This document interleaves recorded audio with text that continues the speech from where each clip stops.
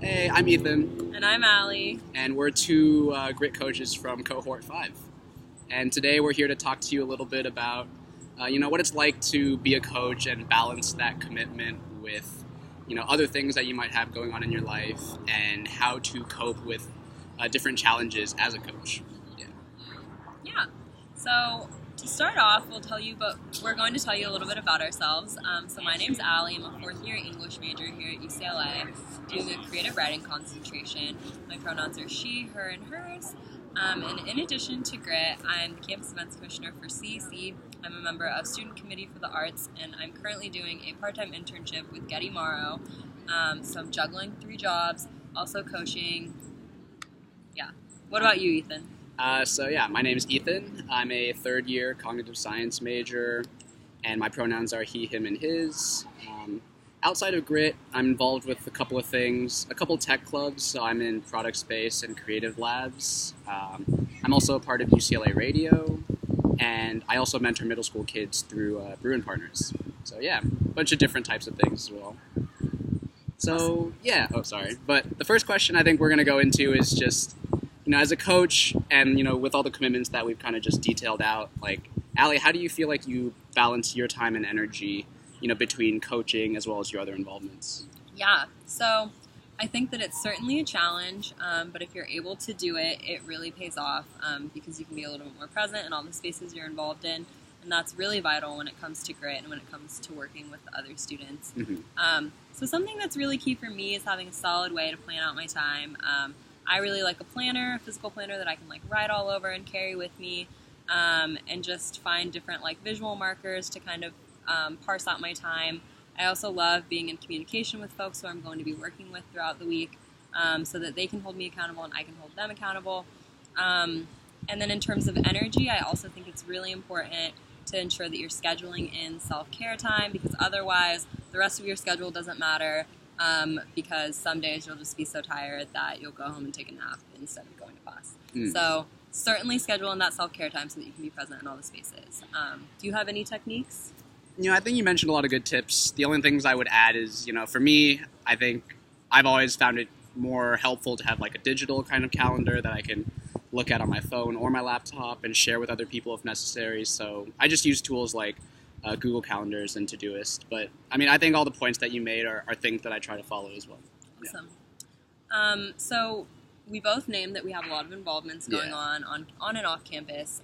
So with all that, do you think that those involvements have contributed to you being a better coach? And if so, how?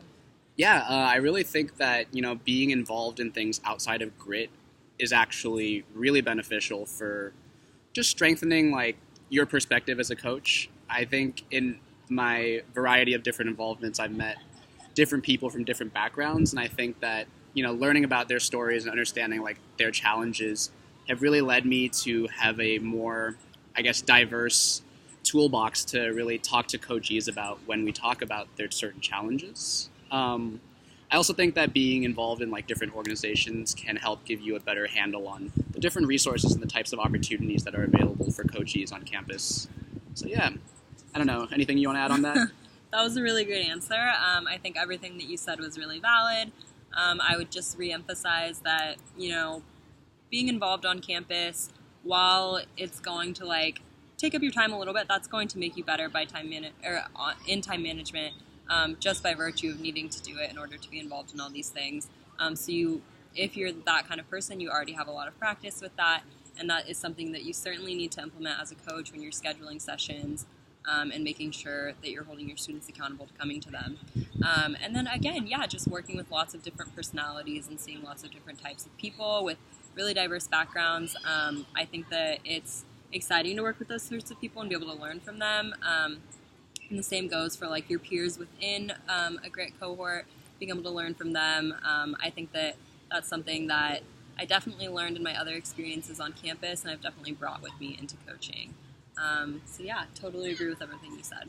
Yeah, and then the last question I think we wanted to briefly touch on was, as coaches and being involved with different types of commitments, you especially, as CEC commissioner, how do you actually deal with navigating the coaching sessions when you yourself are having a more difficult or challenging day? Yeah, that's definitely something that happens, and I think just being realistic with yourself about that being something that might come up, and being kind to yourself in those moments is really important. Um, Still being there for the students, but sometimes maybe expressing that, you know, you have had a lot going on that day if it is something that you feel maybe an impediment in your session. Clearing the air can be really freeing for yourself so that you don't feel totally held back by maybe what's going on in your head or what's still staying with you from another encounter you had that day. Um, and then, of course, like I mentioned earlier, scheduling in some time to take some self-care.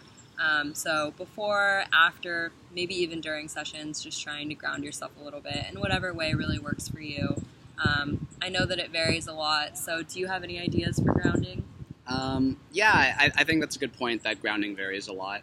One of the most common things that I do, and I know a lot of other people do for grounding, is just taking deep breaths. It's a great way to really just bring your attention back into the present, especially if you don't have that much time to do it. You know, because a lot of times we're running from like classes to sessions or other kind of commitments to sessions.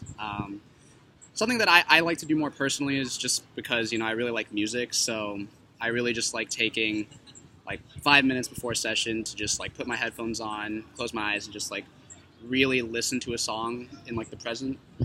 Yeah, Love that. cool.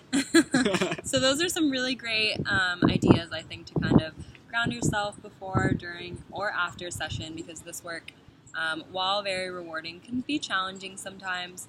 And we want to ensure that we're always focusing on our well-being so that we can be present not only in the grit space but in all the other ones that we're also involved in, because it's totally possible to be a student who is a coach and also does a lot of other things. I think that we are just two examples. There's tons more, but it all starts with prioritizing your wellness and being mindful in the spaces that you're in. Yep. I think that's all that we have. So Thanks for watching. yeah, appreciate it. Bye.